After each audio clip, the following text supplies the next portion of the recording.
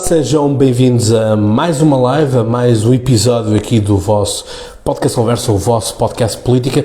E pois é, se ontem havia uma grande parte da população que estava colada aos ecrãs a ver o jogo do Benfica, acontecia que outra grande parte estava justamente nas redes sociais, incrédulo com aquilo que foram as declarações do nosso Presidente da República. E a questão é, eu fiz um post sobre isso, portanto podem ir ao Instagram que está disponível a minha reflexão sobre essas mesmas declarações que obviamente são infelizes e que, tal como eu disse, é realmente triste que elas tenham acontecido, assim como é triste que este país esteja a chegar a um ponto miserável, tal como eu comentei também numa publicação do Observador, em que temos a economia na ruína, temos uma política sem ética, mas o mais importante para a comunicação social é estar justamente a falar do quê?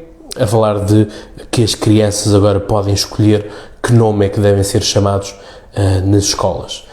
Enfim, a comunicação social foi paga, a comunicação social esteve a pedinchar durante a pandemia e, obviamente, como se costuma dizer, não existem almoços grátis e, portanto, agora, obviamente, que a comunicação social faz aquele colinho que dá tanto jeito ao Governo para não se cansar ainda mais, porque são desgastes atrás de desgastes e, pasmem-se, publiquei nas stories do Podcast Conversa a capa da Nova Gente, a revista Nova Gente, portanto, uma revista cor-de-rosa, com António Costa na capa e supostamente que este Governo está amaldiçoado, este Governo está possuído pelo demónio e, portanto, que os trabalhos desta bruxa, vamos chamar assim, o que é que seja, eram feitos de 15 em 15 dias. Enfim, é só mesmo uma resposta do além para isto estar a correr realmente de mal e, portanto, quando se dizia que vinha aí o diabo, bom, parece que o diabo afinal chegou. Mas ainda aquilo que é o importante aqui é a questão tal como eu escrevi na reflexão que vos deixo, portanto, nem 400, nem milhões. É surreal termos um Presidente da República que procura desvalorizar o número ou aparenta desvalorizar, porque depois a questão é, mas ele não disse isto com a intenção X, era assim com a intenção Y, porque nós vemos na Bélgica que os números da Bélgica são maiores do que Portugal, etc, etc. A questão é que, quando nos dá jeito de mostrar que os outros países são piores do que nós, falamos dos outros países impossíveis e imaginários. Quando acontece o inverso, ou seja, quando nós podemos estar bem mais posicionados noutros rankings ou noutros assuntos que outros países, e são os outros, têm uma história diferente, têm uma cultura diferente, etc. Portanto, isto, como se costuma dizer, as coisas dá para nós adaptarmos como nós quisermos e nós martelamos os números até eles nos dizerem aquilo que nós queremos que eles nos digam. E, portanto, volto a dizer, isto só acontece porque temos um Presidente da República que é beato e, portanto, não sabe diferenciar aquilo que é ser Presidente da República daquilo que é ser um católico e, portanto, eu sou ateu, sou republicano, portanto, religião e monarquias não obrigado, todavia, obviamente, respeito todos os credos e reconheço, enquanto ateu, que realmente as religiões são importantes para muitas pessoas, mas também são importantes no seu cotidiano, pelas várias ações sociais que muitas das religiões fazem, não apenas a católica, todas elas procuram de uma forma ou de outra tornar a sociedade um pouco melhor, com mais ou menos fanatismo, isso depois já é uma discussão à parte. Mas aquilo que importa é, e dei o caso do John Kennedy, por exemplo, John Kennedy é até ao momento o único presidente dos Estados Unidos da América que é católico, portanto todos os outros, obviamente, protestantes. E, portanto, na altura, as casas de aposta, aliás, isso foi um tema muito controverso durante a campanha, portanto, que os Estados Unidos não podiam ter um presidente católico, porque isso não fazia sentido, era contra a natura, enfim, discussões dos anos 60, mas a questão aqui é que especulava-se o que é que o presidente John Kennedy iria fazer no seu encontro com o Papa. E no seu encontro com o Papa, portanto, toda a gente, as casas de aposta apostavam que ele iria beijar o anel papal. A verdade é que ele apenas deu um aperto de mão ao Papa da época. Portanto, aquilo que nós assistimos, obviamente, é quando temos Marcelo Rebelo de Sousa a beijar o anel papal. Portanto, aquilo que nós temos é um Estado, Presidente da República, a submeter-se a outro Estado com a Idade Média. Portanto, esse se calhar pode ser o sonho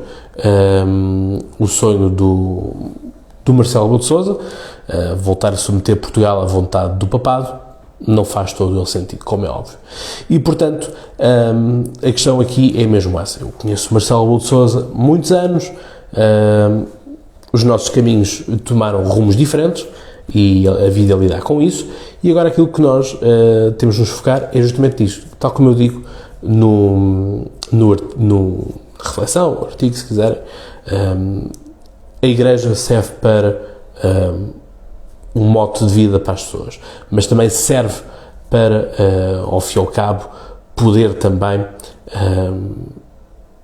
ser um local seguro, não é? Portanto, um lugar onde uma pessoa está frágil, não é? Portanto, estamos a falar de crianças, portanto, elemento mais frágil do que esse, julgo que não há, e, portanto, quando nós olhamos para estas pessoas que são capazes, que são enviados de Deus, e que depois não são capazes de proteger aquilo que são os seus, não é? Portanto, isto é só, no mínimo, estranho que assim aconteça. Portanto, como é que numa casa onde supostamente vão procurar ajuda, vão procurar encontrar uma proteção, é onde justamente os crimes são perpetrados. Portanto, isto é muito estranho e não consigo encontrar uma justificação para isto, porque não há justificação que salve qualquer linha de pensamento disto. E, portanto, não é possível o Presidente da República ser demitido.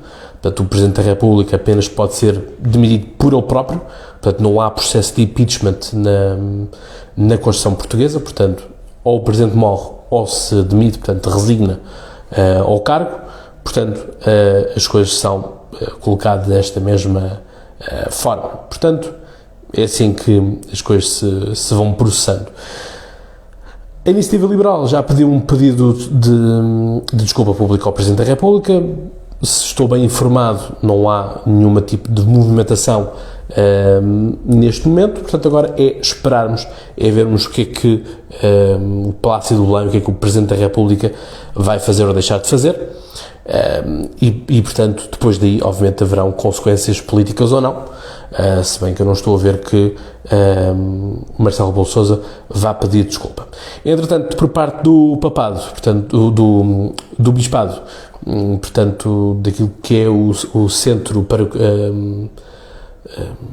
paroquial em Portugal, aquilo que está a ser planeado é que seja feita uma obra, portanto, que seja feita uma estátua como pedido de desculpa aos que foram violentados pela Igreja Católica, sendo que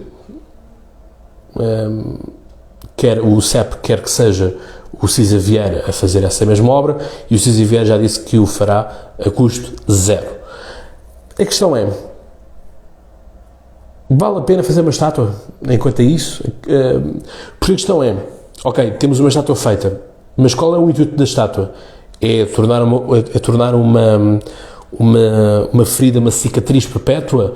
A questão é, eu tento colocar no lugar da vítima, que não dá para colocar, porque felizmente nunca fui molestado nesse sentido, nem tampouco tenho conhecimento de casos de tal, mas a questão é, para uma vítima, será que olhar para aquela estátua lhe traz algum tipo de conforto?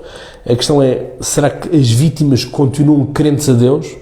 Porque foi isso que eu disse, que é, uma pessoa não é apenas uma pessoa, é uma pessoa que perde a fé, é uma pessoa que perde o respeito por aquilo que são chamados os homens de Deus, os mensageiros de Deus, e, portanto, ao fim e ao cabo, onde é que nós ficamos aqui? Não é? E, portanto, qual é que são as mazelas que isto deixa para a sociedade no seu geral? Portanto, não é apenas uma só pessoa, não é apenas um caso. Neste caso são 432, até ao momento, é a contagem do dia de hoje. A questão é, quantos mais vão aparecer? E como é que se vai reagir a tudo isso? Sobretudo quando há um encobrimento das nossas instâncias públicas, da República, para com uma religião em particular, quando a nossa Constituição é muito clara a dizer que a Constituição e Portugal é um país laico. Ora, ser laico é justamente não defender, não proteger de forma nenhuma uma religião.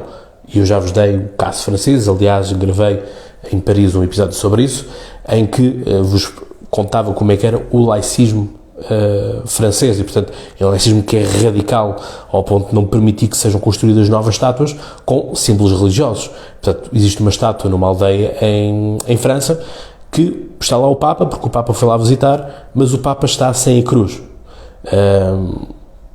Portanto, para vocês perceberem que também um bocadinho este radicalismo, mas a seriedade com que realmente a laicidade é trabalhada, e era assim que eu gostava que a laicidade fosse trabalhada. Portanto, terrenos da Igreja, faz o que a Igreja ou as religiões quiserem fazer, aquilo que é terreno público, aquilo que é o terreno da República, aquilo que é o nosso terreno, um terreno público, as coisas obviamente têm que obedecer a uma certa lógica e ordem. Portanto, esta é a reflexão que eu vos deixo para vocês. É triste que estejamos a fazer, mas enfim, os tempos assim o ditam. E, portanto, um obrigado, e já sabem, estejam atentos agora ao Instagram, porque na quinta-feira vou gravar episódio sobre o que está a acontecer no Irão. Portanto, obviamente o tema da religião não vai desaparecer esta semana aqui no vosso podcast Conversa. Portanto, eu despeço-me com aquela amizade de sempre, e como eu costumo dizer, vocês sabem então mais que de cor. Até lá, tenham boas conversas, e já agora, um abraço.